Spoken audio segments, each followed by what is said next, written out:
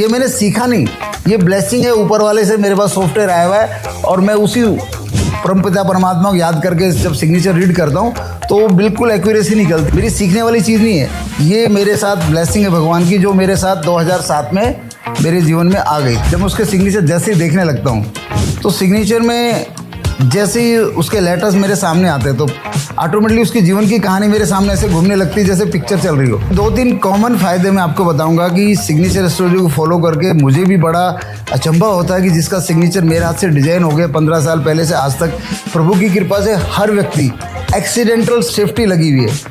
लोगों की गाड़ियाँ टूटी है लेकिन किसी व्यक्ति को भी फर्स्ट एड से ज़्यादा इंजरी नहीं आई।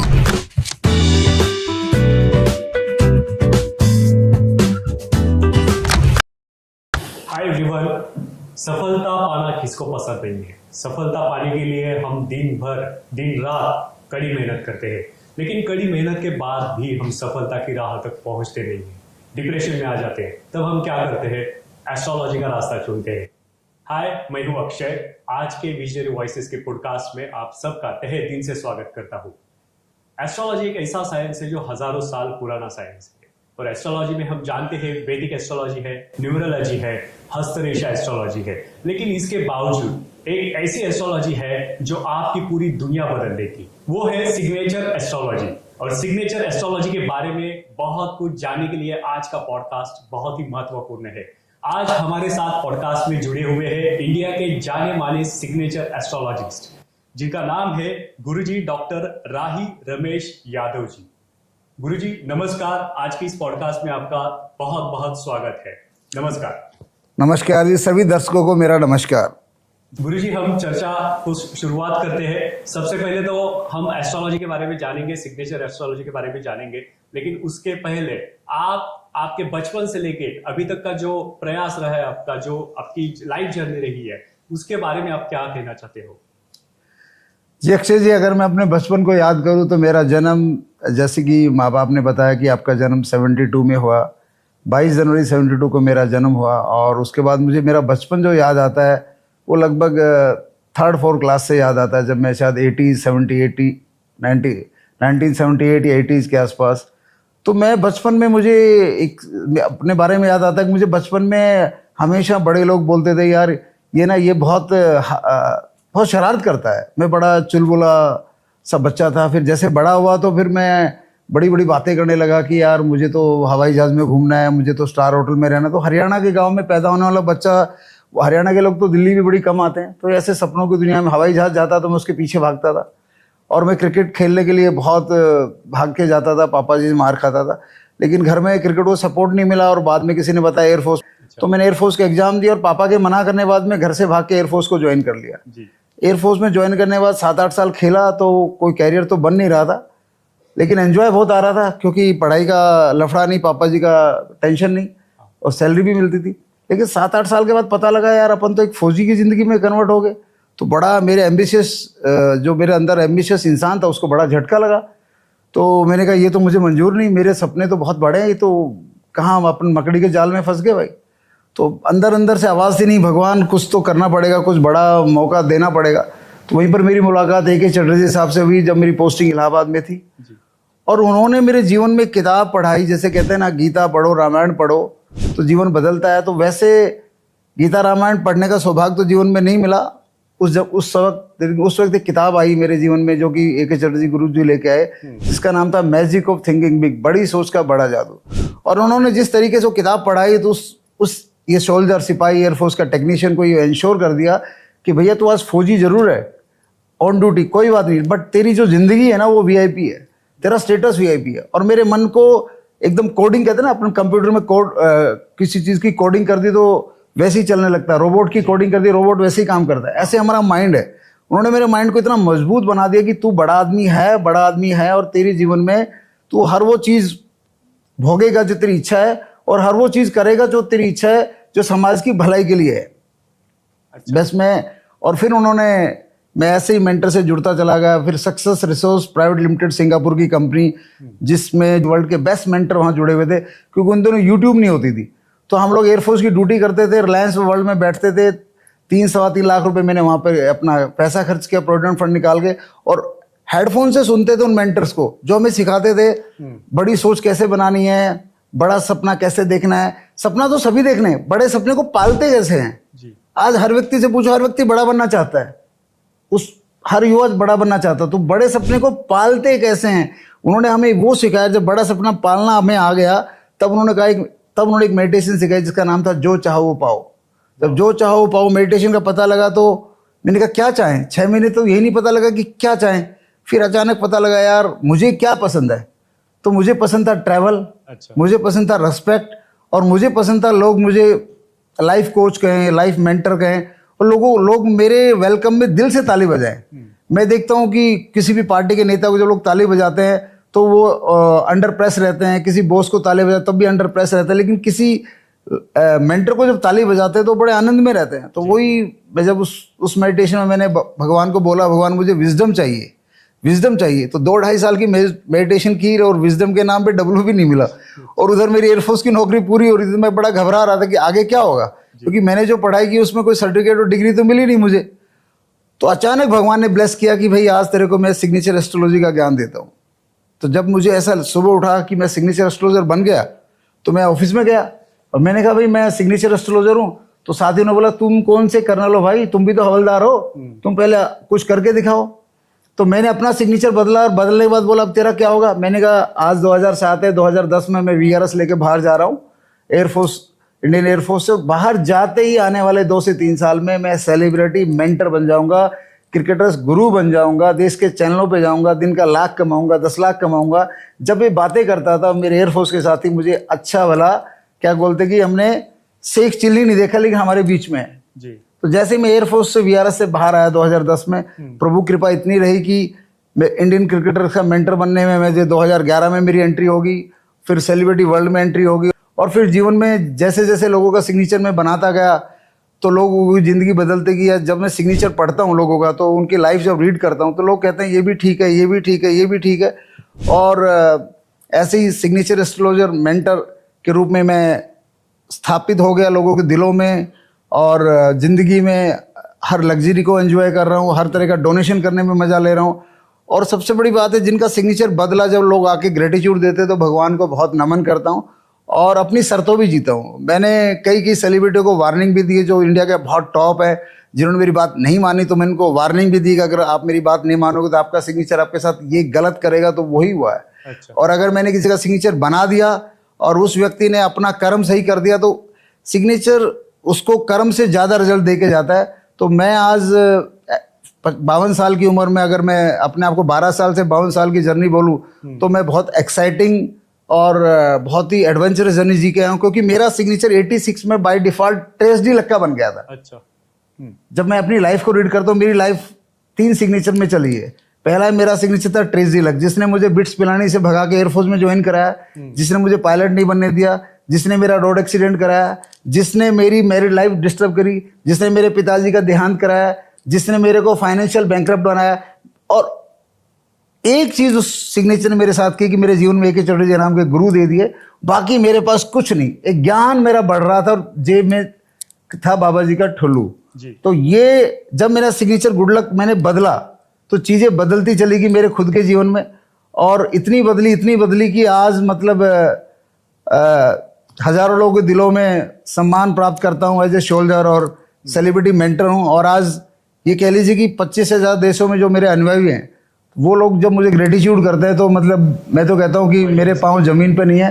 And thank you God, Om Sai Ram. Sir बहुत ही इंस्पायरिंग जर्नी रही है आपकी बचपन से लेकर अभी तक, और जो कुछ आपने भगवान से मांगा है वो आपको भगवान ने तथास्तु करके दिया है, और पावर ऑफ वर्ड इसी से पता चलती है। सर अभी हस्ताक्षर सिग्नेचर के बारे में, आप एस्ट्रोलॉजी के बारे में बता रहे हैं, तो इसके बारे में थोड़ा और ज़्यादा बताइए कि हस्ताक्षर ज्योतिष जो है वो क्या है एक्चुअली। हस्ताक्षर ज्योतिष जो मेरी भगवान ने मुझे सॉफ्टवेयर डोनेट किया है, इसकी कोई किताब नहीं है, इसका कोई गूगल नहीं है। जब मैं बात करता हूँ हस्ताक्षर ज्योतिष के बारे में तो ये वैसे ही सिमिलरिटी हो जाती है जैसे कोई व्यक्ति हाथ की रेखाओं को देख के जब बात करता है किसी के जीवन में, तो सामने वाला कहता है आप अगर कोई एक्सपर्ट आपको मिल जाएगा तो आपके जीवन की पूरी सच्चाई बता देगा कि आपका जीवन किस तरह चल रहा है। हर तरह की हैप्पीनेस, एक्सीडेंट इन रेखाओं में छुपी है, बशर्ते कोई आपको एक्सपर्ट मिल जाए जी। ये झोला छाप या कहते हैं चलते फिरते एस्ट्रोलॉजर के साथ जाओगे तो 2 बात सही निकलेगी, 2 बात गलत निकलेगी। लेकिन जैसे दिल्ली में है एक पारस भाई गुरुजी, वो मेरी नज़र में बहुत ही बड़े सॉलिड एक्सपर्ट है कुंडली के, और भी कई होंगे लेकिन मैं जहाँ तक मैंने 10-15 को देखा तो मैं पारस भाई गुरुजी का नाम लेना चाहूँगा। जिसने कुंडली के बारे में जानना है तो पारस भाई गुरुजी से मिलिए, वो एक्यूरेट, उनकी एक्यूरेसी देखते ही बनती है। ऐसे सिग्नेचर में जब हम पेन चलाते हैं तो पेन चलाते जैसे वो पेन चलाते हैं तो वो पेन जो चलता है एक्चुअली वो हमारी हस्तरेखाओं का कन्वर्जन आता है। ओह, अच्छा। तो जब मैंने पाया कि अगर मैं जो सिग्नेचर पढ़ता हूँ और कुंडली एक्सपर्ट सिग्नेचर उसकी कुंडली पढ़ता है या हस्तरेखा ज्योतिष उसको हाथ पढ़ता है, तो हम तीनों की स्टेटमेंट सेम आती है। अच्छा। तो इसका मतलब हमारी कुंडली का योग और हमारा हस्तरेखा का योग हमारे पेन की राइटिंग से कनेक्ट हो जाता है। और मुझे भगवान ने पेन की राइटिंग पढ़ना सिखाया है, और जब मैं पढ़ता हूँ तो सामने वाला बोलता है गुरुजी सही कह रहे हो, सही कह रहे हो, सही कह रहे हो। और जब वो अपनी कहता है गुरुजी अब मुझे ये चाहिए, मुझे इसके लिए मुझे क्या सिग्नेचर बनाऊं, और जब मैं प्रभु को याद करके सिग्नेचर उसका मेरे हाथ से डिजाइन करता हूं तो 2 से 4 साल में सेलिब्रिटियों को तो उनकी सफलता मिलती, आम आदमी को 6 से 16 महीने में सुखद आनंद की अनुभूति हो जाती है। तो हस्ताक्षर ज्योतिष के बारे में एक लाइन बोलूँगा, हस्ताक्षर ज्योतिष एक ऐसा ज्योतिष है जो हमारे हाथ की लिखाई में छुपा है, सिग्नेचर राइटिंग में छुपा है। सिग्नेचर राइटिंग की बात कर रहा हूँ मैं, हैंड राइटिंग की नहीं, सिग्नेचर राइटिंग की बात कर रहा हूँ। और मैंने तो यहाँ तक देखा है कि कोई व्यक्ति जीवन में अगर एक बार भी हस्ताक्षर कर दे, सिर्फ एक बार, कई बार लोग मिलते हैं कि सर मैंने एक हस्ताक्षर किया है, मैं तो हस्ताक्षर करता ही नहीं, मेरा काम ही नहीं है, तो भी उसकी लाइफ उससे कनेक्ट हो जाती है। मतलब एक बार आपने हस्ताक्षर, तो ऐसा लगता है मुझे जैसे एक बार आप सन ऑफ आपके पापा का नाम आपको पड़ गया तो आप प्राइम मिनिस्टर बने या चपड़ासी बने, सन ऑफ तो आपके पीछे रहेगा जी। तो ऐसे सिग्नेचर एस्ट्रोलॉजी एक बार आप सिग्नेचर आपने कर दिया तो जब तक उस सिग्नेचर का ग्राफिक नहीं बदलेंगे तो आपका जीवन वैसे ही चलेगा। तो हस्ताक्षर ज्योतिष का सीधा मतलब है जब हम लिखते हैं तो हमारा ज्योतिष का निर्माण होता है, तो इसी को हस्ताक्षर ज्योतिष कहते हैं। जी सर, बहुत ही बढ़िया आपने इसको एक्सप्लेन किया सर, कि जो हम लिखते हैं वो हमारे तकदीर में जो लिखा है भगवान ने वो रिप्रेजेंट करते हैं कागज पर। तो अभी आपने जो नॉलेज लिया है इस सिग्नेचर एस्ट्रोलॉजी का, वो कहाँ से लिया सर आपने? मैंने पहले भी अपनी जो लाइफ स्टोरी में बताया था कि मैं जब ये मेडिटेशन कर रहा था, जो चाहो वो पाओ, तो ये प्रभु की ब्लेसिंग है जो मेरे पास सॉफ्टवेयर आया। ये वैसी ही ब्लेसिंग है जैसे राइट ब्रदर्स साइकिल की दुकान पे काम करते थे, सबको पता है, लेकिन प्रभु ने उनको ब्लेस किया कि तुम हवाई जहाज बना सकते हो। अब साइकिल की दुकान पे काम करने वाला बंदा हवाई जहाज बनाने का खिलौना बनाता है और वो सफल भी हो गए जी। ऐसी जितने भी इक्विपमेंट आज हम यूज कर रहे हैं, साइंटिफिक जितने भी इक्विपमेंट, बल्ब कह लीजिए, फोर्ड ने इंजन बनाया था, तो पहले हर साइंस को ब्लेस भगवान ने एक इंसान के दिमाग में किया और फिर उस इंसान के माध्यम से वो साइंस बन के मार्केट में आया। तो ये जो ज्योतिष है ये मैंने सीखा नहीं, ये ब्लेसिंग है ऊपर वाले से, मेरे पास सॉफ्टवेयर आया हुआ है और मैं उसी परमपिता परमात्मा को याद करके जब सिग्नेचर रीड करता हूँ तो बिल्कुल एक्यूरेसी निकलती है। तो ये कोई मेरी सीखने वाली चीज़ नहीं है, ये मेरे साथ ब्लेसिंग है भगवान की, जो मेरे साथ 2007 में मेरे जीवन में आ गई थी। जी सर, बिल्कुल आप बहुत ही डिवाइन सोल हो और भगवान की बहुत कृपा है आपके ऊपर। अभी आपने बताया कि भगवान की कृपा से आपको ये नॉलेज प्राप्त हुई है, लेकिन आपने ये भी बताया कि सिग्नेचर रीड करने के कई तरीके हैं, तो वो तरीके क्या है सर?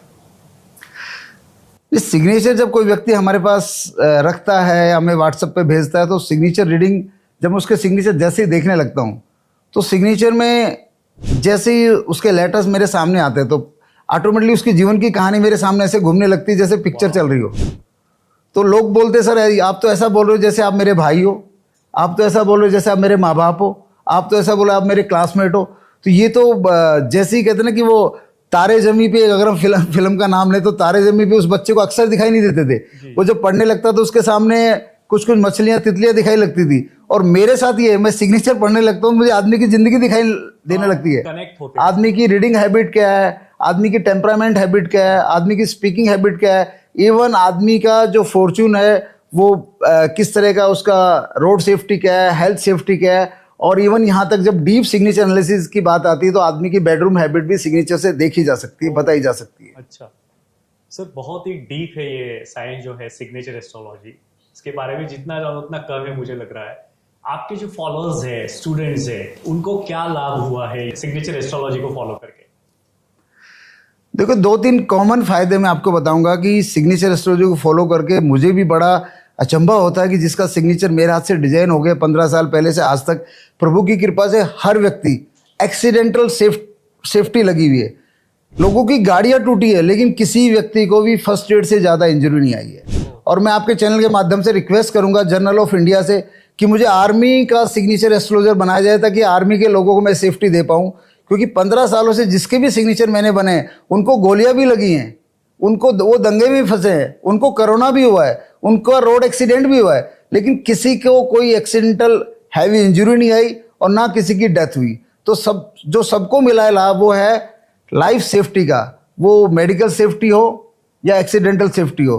और दूसरा लाभ जो है, हर व्यक्ति का अपना कंसर्न है, हर व्यक्ति अपने अलग अलग काम में जुड़ा है। तो सिग्नेचर एस्ट्रोलॉजी करती क्या है, अगर आपका सिग्नेचर गुड लक में है तो आप जो भी काम करते हैं, जिस भी इंडस्ट्री में काम करते हैं, जिस ऑफिस में काम करते हैं, उसमें आपको कभी ये नहीं लगेगा यार मैं मेहनत ज्यादा कर रहा हूं और मुझे रिजल्ट नहीं आ रहा।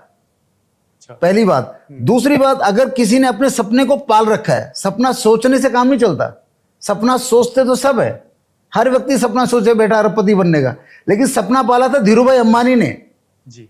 पेट्रोल पंप पे पेट्रोल डालते डालते सपना पाला था शाहरुख खान जी ने, सपना पाला था इस रमेश यादव ने, एयरफोर्स में सोल्जर रहते रहते कि मैं सेलिब्रिटी मेंटर बनूंगा।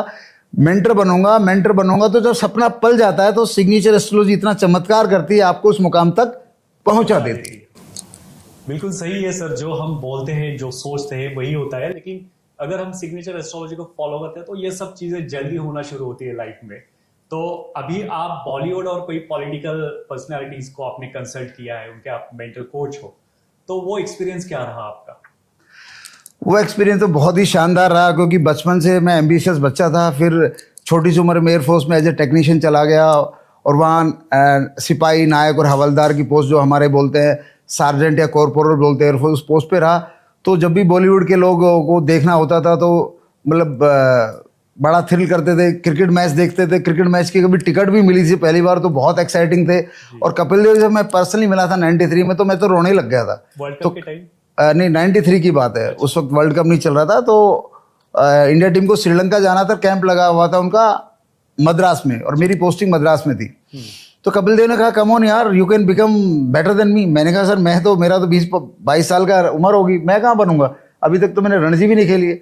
तो कपिल देव जो जिनको मैं भगवान के तौर पर पूजता था, उन्होंने कहा कि यार क्रिकेट नहीं, किसी और फील्ड में तुम बड़ा नाम करोगे, हो सकता है मैं तुम्हारे लिए ताली बजाऊं। तो जो कपिल देव बोल के चले गए, और मैं अपने ऐसे सोचता रहा यार ये कैसे होगा, ये कैसे होगा, ये कैसे होगा। लेकिन कपिल देव सर से जब मेरा आज तक स्टूडियो में मिलना हुआ 2013 में, अच्छा, जिस दिन विराट कोहली ने 183 रन बनाए थे जी, तो उस दिन मैं विराट कोहली के कोच के पास गया था, ठीक है, राजकुमार नाम उनका। मैंने कहा आज टीम इंडिया को अगर कोई जिताएगा, तो अगर बॉलर जिताता तो अश्विन जिताएगा, और बैट्समैन जिताता तो विराट कोहली जिताएगा। तो जब पाकिस्तान ने 330 रन बना दिए पहले बैटिंग करके, तो मुझे राजकुमार कोच विराट कोहली का फोन आया कि भाई गुरुजी आप प्रेडिक्शन करके गए थे इंडिया जीतेगा और अश्विन जिताएगा या विराट कोहली जिताएगा। तो अश्विन तो जिता नहीं पाया क्योंकि पाकिस्तान ने मार दिए 330 रन। तो मैंने कहा तुम्हारे बच्चे पे विश्वास नहीं है क्या? मैंने कहा तुम्हारे टैलेंट। बोला सर विश्वास है, लेकिन 330 रन चेज करने हैं पाकिस्तान के खिलाफ। मैंने कहा तुम कोच हो, मैं एस्ट्रोलॉजर हूं, जब तक विराट कोहली आउट नहीं होगा मेरी स्टेटमेंट यही है, आज इंडिया जीतेगा, आज का man of the match Virat Kohli होगा। ये मेरी स्टेटमेंट सुबह भगवान ने मुझे डिकोड की थी। मैं आज भी लंच टाइम में आपको बता रहा हूं, और मैंने एक चैनल पे भी इसको बोल दिया था। और उस दिन शाम को विराट कोहली ने बनाए 183 रन और इंडिया ने पाकिस्तान को हरा दिया। ये बातें बताते हो तो मेरे सारे है ना गूज बम्स खड़े हो रहे हैं। तो ये ब्लेसिंग ऊपर वाला कई बार ऐसे मेरे को कैलकुलेशन कराता है कि सिग्नेचर देख के, कि वो मुझे भी बाद में अचंभा होता है कि यार ये कैसे दिख गया मुझे। तो जब हरभजन सिंह जी से मेरा मिलना हुआ, उनके साथ काम किया, और हरभजन पाजी चैंपियंस लीग के कैप्टन बने, और वो उन्होंने फिर मुझे नीता अंबानी से ग्रेटिट्यूड दिलाया। तो वो दिन तो मतलब क्या बताऊं, मतलब आप सोचो कि अब नीता अंबानी जी आपको कह रही है धन्यवाद रमेश जी, तो मतलब क्या लोग हैं आप दुनिया में भाई जी सर, क्या लोग हैं। मतलब इट वाज वो दिन मतलब। और ईशांत शर्मा इतने ज़बरदस्त मेरे स्टूडेंट रहे, उन्होंने साइंस, उनके चलते साइंस ये दुनिया में आई है। क्योंकि ईशांत शर्मा जी ने जो सिग्नेचर एस्ट्रोलॉजी को लेके स्टार क्रिकेट को बताया, और उसको अलग अलग चैनलों ने अपने तरीके से चलाया, उसकी वजह से ये बाहर आई। और ईशांत शर्मा ने जी ने इसको बड़ी शिद्दत से फॉलो किया और उन्होंने 100 टेस्ट मैच खेलने की मेरे सामने डिमांड रखी थी और प्रभु कृपा से आज वो 105 टेस्ट मैच खेल चुके थे, जबकि ईशांत शर्मा जब मुझसे जुड़े थे वो 30 टेस्ट मैच के आसपास खेले हुए थे, 2011 में मुझसे जुड़े थे। तो काफ़ी लोग मुझसे जुड़े हुए हैं। अगर मैं बात करूं क्रिकेट वर्ल्ड की, और भी लोग मुझसे जुड़े, लेकिन मैं नाम नहीं लेना चाहूँगा। ईशांत शर्मा और हरभजन का नाम मैंने इसलिए लिया है कि इन दोनों ने मीडिया को बता दिया है कि रमेश जी की से हमने सिग्नेचर एस्ट्रोलॉजी ली है, रमेश जी का हमने ज्ञान लिया है। तो इसलिए बाकी अगर सेशन की बात करूँ तो गौतम गंभीर भी मुझसे सेशन कर चुके हैं। सूर्य कुमार यादव जी को मैंने माइंड वेलनेस का सेशन दिया था रेडिसन में, रांची में 3 साल पहले, और उनको बोला था, और आज फिर माइक के माध्यम से बोलता हूँ, सूर्य कुमार यादव को अगर हिट रहना है तो उसको हिट ही मारना है। उसको मैंने अपने सेशन बताया था कि तेरा जो ओरा है वो हिटिंग का है, अगर तू डिफेंस करने जाएगा तो विकेट को वैसे ही दे देगा। तू तेरे 6 विकेट गिरे हो, टीम के 4 विकेट गिरे हो, कोई फर्क नहीं लेना, तूने बॉल को मेरिट के हिसाब से अपने अंदाज में खेलना है। जब अपने अंदाज में खेलेगा तो तू हीरो बनेगा। अगर तू चला गया क्रिकेट सेंस में खेलने तो खत्म हो जाएगा। और आप देखो सूर्य कुमार यादव जी रेडिसन में वो लेने के बाद, हालांकि उन्होंने आज तक मुझसे संपर्क नहीं किया, ठीक है, और लेकिन जब भी वो वनडे क्रिकेट में डिफेंस में जाते हैं तो विकेट खो देते हैं, और T20 में आते हैं तो वो अपने ओरा में खेलते हैं। केदार यादव जी हैं और अनेक ऐसे नाम हैं, और राहुल राय जो बॉलीवुड से आस्की के हीरो है, उन्होंने पूरा सिग्नेचर योग कोर्स किया और आज भगवान ने उनको बहुत बड़ी बीमारी के ऑपरेशन में सफल ऑपरेशन करके आज वो अच्छी लाइफ को कम बैक लाइफ जी रहे हैं। ऐसे पॉलिटिशियन में मैं बात करूँ तो भाई हरभजन पाजी सांसद हैं, और हरभजन पाजी को सांसद बनने की बात हमने 2012-13 में भी की थी।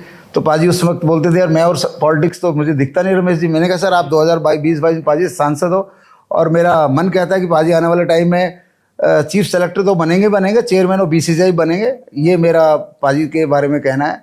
आपने जो कुछ मिला उसमें बहुत ही बेस्ट किया है सर। जो कुछ आपको जॉब मिला है ईश्वर की तरफ से उसमें बेस्ट किया है। लेकिन कभी आपको ऐसे लगा जब आप इतने सारे क्रिकेटर से मिले हैं तो आपको कभी लगा कि मेरा क्रिकेटर बनना भी एक सपना था? वो रिग्रेट होता है आपको जब आप क्रिकेटर से मिलते हो? नहीं, अगर मैं क्रिकेटर बनता तो मैं शायद अपना घर, अगर मैं टीम इंडिया खेल भी जाता तो, और बहुत से टीम इंडिया खेले हुए खिलाड़ी हैं, तो बहुत ही कम कोई टीम इंडिया खेला हुआ खिलाड़ी होगा जो 2-4-5 लोगों को कामयाब कर देता है उनकी मंजिल तक पहुंचाने के लिए। तो आज मुझे बिल्कुल भी रिग्रेट नहीं, क्योंकि मैं हज़ारों लोगों को मंजिल तक पहुंचाने में कामयाब हो चुका हूं, और आने वाले टाइम में लाखों लोगों को मंजिल तक पहुंचाने के लिए कामयाब होऊंगा। तो ये बड़ी चीज़ है। तो आज मुझे कोई भी रिग्रेट नहीं है, एंड थैंक यू गॉड कि मुझे ये विजडम दिया। जी सर। सर अभी आपने क्रिकेटर और बॉलीवुड एक्टर्स के बारे में बताया, पॉलिटिशियंस के बारे में बताया, लेकिन आम आदमी जो है वो ऐसे कुछ गलतियां करते हैं जिस गलतियों के कारण, हस्ताक्षर करते वक्त जो गलतियां करते हैं उसके कारण उनको असफलता को सामने जाना पड़ता है, बहुत सारे प्रॉब्लम्स को फेस करना पड़ता है। तो ऐसी कौन सी गलतियां आपने नोटिस की है आम आदमी के बारे में? देखो, आम आदमी या खास आदमी की बात नहीं है। सिग्नेचर एस्ट्रोलॉजी में जो गलतियां हैं, अगर आप अपना सिग्नेचर लिखने के बाद और उसको इतनी बुरी तरह लिखते हैं अपना सिग्नेचर, जब हमारा सिग्नेचर अनरीडेबल होता है या और राइटिंग हो जाती है सिग्नेचर के ऊपर, सिग्नेचर ऐसे लिखते हैं, जैसे हमें याद है ना स्कूल टाइम में अगर हम कोई लिखते लिखते कोई लेटर में हमें गलती हो जाती थी तो हम लोग क्या करते थे, पेन से उसको ऐसे 3-4 बार काटते थे। तो जो व्यक्ति अपना सिग्नेचर लिख के 3-4 बार उसको ऐसे काट देगा तो उसकी जिंदगी में या तो जीवन उसका जो है वो बहुत छोटा हो जाएगा, और या बड़ी सफलता पाने के बाद भी उसके जीवन में कंट्रोवर्सी की भरमार रहेगी। जो कि दूसरी चीज है कि अंडरलाइन, अगर आपका सिग्नेचर 45 डिग्री में है, 40 डिग्री में है या उससे ज्यादा है, 50 डिग्री में ऐसे डायगोनल है, और आपने लगा दी अंडरलाइन, उनकी जिंदगी में पैसा आएगा, शोहरत आएगी, कामयाबी आएगी, लेकिन क्या है, कंट्रोवर्सी भरमार रहेगी और अनसेटलमेंट ऑफ लाइफ हो जाता है। इसलिए सिग्नेचर में कभी भी अंडरलाइन बाद में ना लगाएं। और जो सिग्नेचर एस्ट्रोलॉजर यूट्यूब पर है उनको मेरा बार बार कहना है, भाइयों आपने जो किताब पढ़ रखी है वो ग्राफोलॉजी के लिए पढ़ रखी है।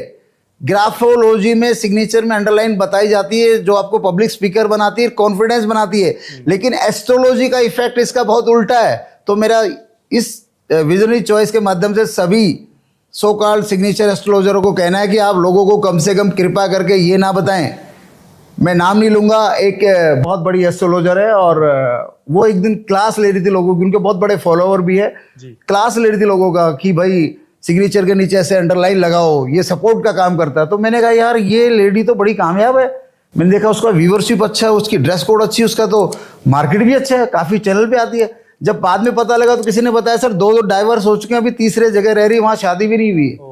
पर्सनल तो कहने का मतलब है अगर सिग्नेचर में आप अंडरलाइन लगाएंगे तो ये कहीं ना कहीं आपको अनसेटल ऐसा कर देगा जहां पैसे भी इसको रिकवर नहीं कर पाते। अच्छा, ये फैमिली लाइफ को ब्रेकअप करता है, ये रोड एक्सीडेंट करवाता है, ये आपका जॉब चेंज करवाता है, आपकी लाइफ को डिस्टर्ब करने का काम करता है अगर अंडरलाइन बाद में लगी है। अगर signature more than 30 degree angle का है जी सर, तो अंडरलाइन बाद में ना लगाएं और सिग्नेचर को ओवर राइटिंग ना करें। ये दो इंपॉर्टेंट दो पॉइंट्स आपने बताए, अंडरलाइन नहीं करना है, ओवर राइट नहीं करना है। अभी हमारे ये विजनरी वॉइसेस पॉडकास्ट का एक सेगमेंट है जहां हम रैपिड फायर क्वेश्चंस आपको पूछने वाले हैं और उसके जवाब आपको रैपिडली देने हैं, तुरंत देने हैं, without any delay. Indian cricket team का आपका जो कॉन्टैक्ट्स है वो बहुत बड़े हैं, तो इंडियन क्रिकेट टीम में किसका गुड लक रहा, किसका बैड लक रहा सिग्नेचर की वजह से? देखो सिग्नेचर सबसे पावरफुल इंडियन क्रिकेट टीम में रहा विराट कोहली का। विराट कोहली का सिग्नेचर के बारे में मैंने 2011 में प्रेडिक्ट कर दिया था TV9 के चैनल पे बैठ के कि जो उसका सिग्नेचर है, मैंने कहा था आने वाले टाइम में धोनी के बाद जो भी कैप्टन बनेगा वो विराट कोहली बनेगा। अच्छा, तो 4 साल बाद कैप्टन बना विराट कोहली बना। वाह। तो अगर सबसे पावरफुल सिग्नेचर की बात करूंगा इंडियन क्रिकेट टीम में विराट कोहली का है। रैपिड फायर में से लास्ट क्वेश्चन, ऐसे आपके जो 2 स्टूडेंट्स हैं जिनकी पूरी लाइफ 360 डिग्री से बदल गई है, वो 2 स्टूडेंट्स के नाम आप प्लीज बताइए। 2 स्टूडेंट को ऐसे चूज करना तो बहुत मुश्किल है, बट एक बहुत इंटरेस्टिंग स्टोरी सुनाता हूँ ऑडियंस के लिए, स्पेशली बैचलर्स के लिए। मैं हमेशा बैचलर्स को बोलता हूँ कि जो बैचलर, जब भी कोई व्यक्ति मेरे पास आता है और कहता है मैं बैचलर हूँ, तो मेरी ऐसे एक्साइट हो जाता हूँ जैसे ना भूखे आदमी को बिरयानी मिल गई हो जी। तो क्यों? क्योंकि बैचलर का अगर सिग्नेचर बन जाता है गुड लक का, तो सबसे पहली बात है उसके लाइफ पार्टनर अच्छे आने की गारंटी हो जाती है, उसकी लाइफ में जॉब की सिक्योरिटी हो जाती है, उसकी लाइफ में मेडिकल सेफ्टी लगे, मतलब पूरी लाइफ वो एक पॉजिटिव इंसान बन के निकल जाएगा। अच्छा, क्योंकि जब लाइफ में आप लगातार आपको अपने काम के मुताबिक प्रोग्रेस मिलेगी तो ना तो आप देश का बुराई करेंगे, ना सरकार की बुराई करेंगे, ना सिस्टम की बुराई करेंगे, क्योंकि आप आगे बढ़ते रहेंगे। जब आगे बढ़ के नीचे गिरेंगे तो नीचे गिरने वाले लोग ये सब करते हैं, यार ये हो गया वो हो गया, चाचा ताऊ भाई भतीजा की बुराई भी ये लोग ही ज्यादा करते हैं। तो गुड लक सिग्नेचर में नाम लूंगा, बहुत इंटरेस्टिंग स्टोरी है, हैदराबाद से है, 2 बहनें थी और एक बहन मेरी स्टूडेंट थी, वो ग्रेजुएट थी। एक बहन मेरी स्टूडेंट नहीं थी, वो MBA लंदन करके आई थी, उनका रिश्ता हो गया था MBA लंदन वाली का। वो लड़का शिकागो में IT इंजीनियर था, हैदराबाद था, उनका ऐसे मिलना हुआ और शादी की बातचीत के लिए एक बार टी पार्टी रखी। और ये छोटी वाली बहन जो मेरी स्टूडेंट थी, ये चाय लेके आई वहाँ पे, तो उस लड़के ने खड़े होकर बोल दिया मैं दामाद तो तुम्हारा बनूंगा और लेकिन शादी इससे करूंगा, जबकि सारा डील चैटिंग हो गई थी MBA लंदन वाली से और ले गया इस BA वाली को। तो ये सिग्नेचर एस्ट्रोलॉजी में से बहुत से चमत्कार है। अभी जैसे मैं बात करूं केदार यादव की, केदार यादव जब मुझसे मिला था तो उसने कहा था सर मुझे इंडिया कोई नहीं खिला सकता। इवन उसने यहाँ तक कह दिया था कि हैदराबाद में विजय जो उसके साथ बैठा था कि सर अभी टीम इंडिया में जो 15-16 खिलाड़ी उसके बराबर तो मेरी जगह ही नहीं बनती।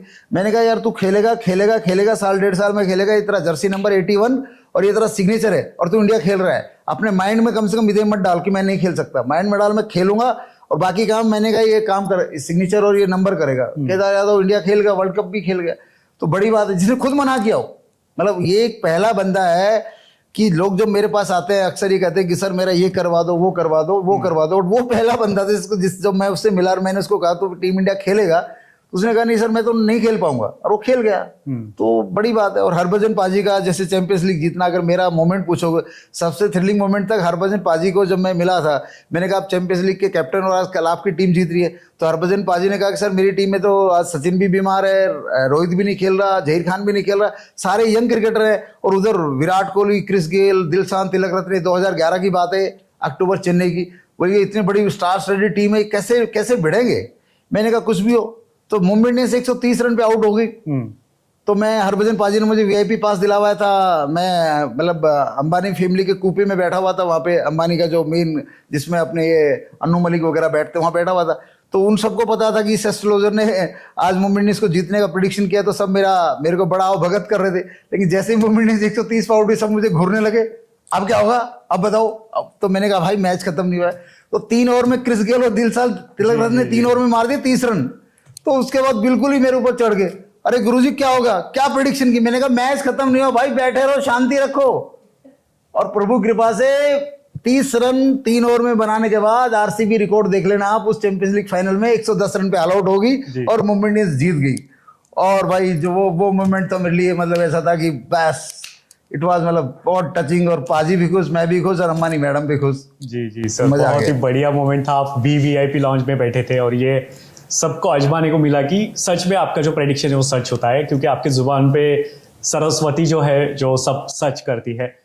लास्ट में पॉडकास्ट के सबसे लास्ट में आप युवाओं को क्या संदेश देना चाहते हो सिग्नेचर एस्ट्रोलॉजी के बारे में? युवाओं को संदेश देने के लिए मैं सबसे पहले कहूंगा कि जो आप सपने सोचते हो, जो सपने रखते हो, जो तुम्हारी इच्छा है, उसको पालना सीखे। एक पौधे को जब आप लगाते हैं तो आम उसी वक्त नहीं आते ना, पौधे को हम पालते हैं तब जाके आम आते हैं। ऐसे ही अगर आप वास्तव में अमीर बनना चाहते हो, वास्तव में दुनिया की सारी लग्जरी आपके कदमों में रखना चाहते हो, तो उस सपने को पालना सीखिए। सपने को पालने के लिए आपको किसी ना किसी माइंड कोच से जुड़ना पड़ेगा जी। जब किसी माइंड कोच से जुड़ते हैं तो वो टेक्निक बताता है कि इस तरह की मेडिटेशन करके वो सपना विश से बर्निंग डिजायर बन जाता है। और जब बर्निंग डिजायर बन जाता है तो शाहरुख खान जी क्या कहते हैं, किसी चीज को शिद्दत से चाहोगे तो पूरी कायनात उसको आपसे मिलाने की कोशिश करेगी। और दूसरा मैं कहूंगा अपना सिग्नेचर रीडेबल बनाइए और अंडरलाइन बिल्कुल मत लगाइए। और अंडरलाइन कोई भाई लगाता है तो भैया पहले अंडरलाइन लगाइए फिर सिग्नेचर लिखिए। सिग्नेचर लिख के अंडरलाइन ना लगाइए और सिग्नेचर में और राइटिंग ना कीजिए। और बड़ा सोच का बड़ा जादू, जी हाँ, बड़ा सोच का बड़ा जादू किताब हर व्यक्ति को पढ़नी चाहिए। गजब किताब है, उसने मेरी लाइफ बदली। और मेरे थ्रू जो भी मेरे स्टूडेंट है, मैं हर स्टूडेंट को किताब पढ़ाता हूँ। और आज हजारों लोग एंटरप्रेन्योर बन चुके हैं, एंटरप्रेन्योर से आगे जा चुके हैं और अपनी मंजिल पा चुके हैं। और युवाओं को मैं कहूँगा कि नौकरी नौकरी नौकरी, ये नौकरी के पीछे हम पढ़ लिख के IIT बन जाते हैं, डॉक्टर बन जाते हैं, इंजीनियर बन जाते हैं। तो ये जो माँ बाप का ट्रेंड चला हुआ 8वीं 9वीं 10वीं 11वीं 12वीं क्लास में बच्चे को एकदम ऐसी पाइपलाइन में डाल देना जहां से वो मुड़ के नहीं आ सकता। जिस बच्चे को 9th क्लास में फाउंडेशन कोर्स में डाल देगा IIT में, वो बेचारा IIT बने ना बने लेकिन वो इंजीनियरिंग लाइन में जाएगा, उसके पास ऑप्शन नहीं है। तो मैं माँ बाप को चाहूंगा कि भाई आप अपने बच्चे को 6th 7th 8th क्लास में बड़ा सोच का बड़ा जादू किताब किसी ट्यूशन करवा के, या तो आप अपने बच्चे को समझाएं या किसी टीचर से समझे। पहले बच्चे के थॉट को बड़ा करें। जब बच्चे का थॉट बड़ा होगा तो बच्चा डिसाइड करेगा मुझे करना क्या है। और भारत में ज्यादा से ज्यादा एंटरप्रेन्योर बनाएं।